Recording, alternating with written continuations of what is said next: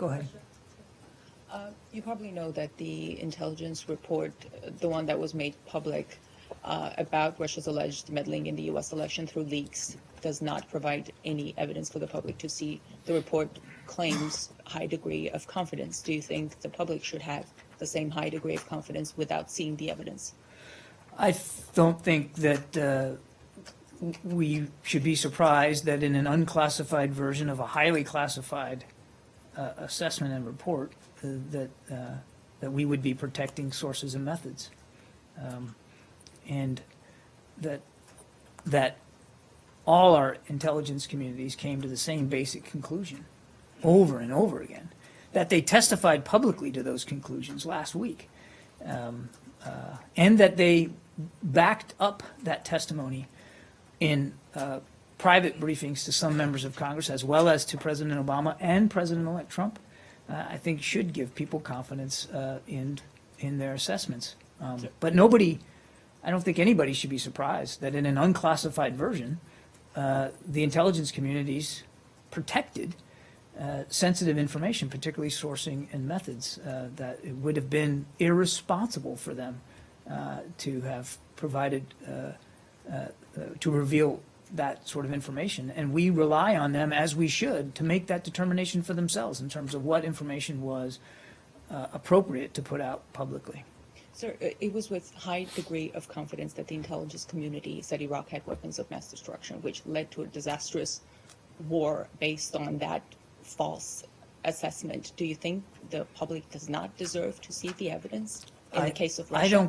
I don't think many people would doubt that the responsibility of the intelligence community to protect sources and methods. I think most American people understand that they have a responsibility to protect that information for the future.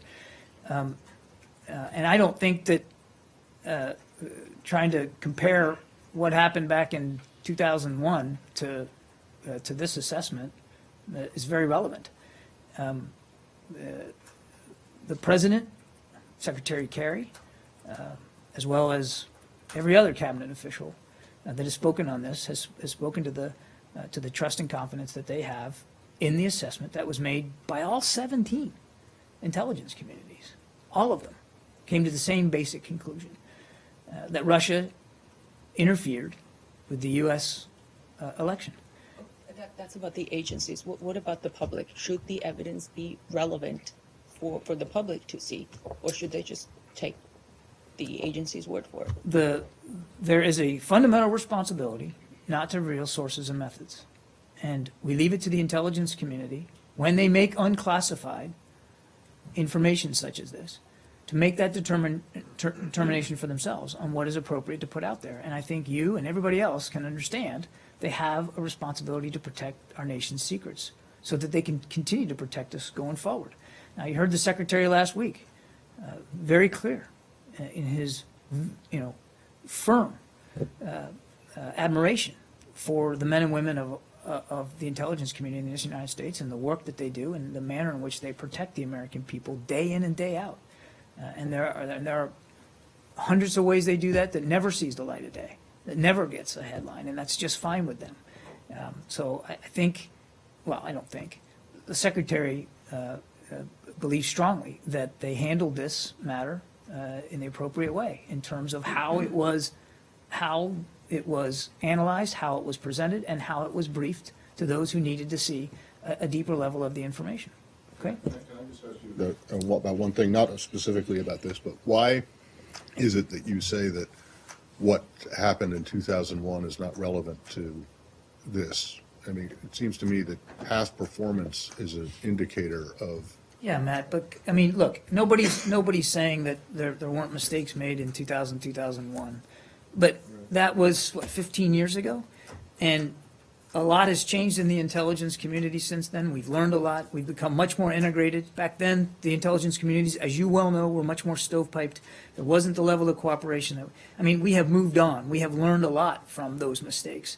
I'm not suggesting that the intelligence community, that every bit of intelligence is always 100%. In fact, yourself, that oftentimes, and whether they are appropriately very careful about that, which makes it all the more remarkable that in this case, they were so uniform in their opinion and their high confidence in the role that Russia played.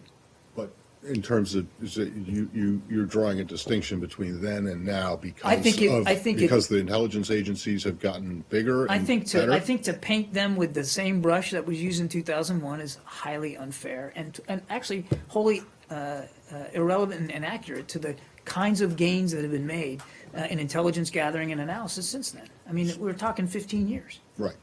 I mean, So- should that Well, we were just should- talking about should that be the 25 years benchmark with for Iran. everything? Well, Yeah, no. I don't know. I'm asking you why you think it's Well, not relevant.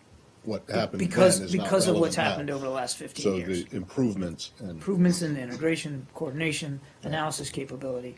I mean, we've Okay. moved on. All right. Okay? I have another one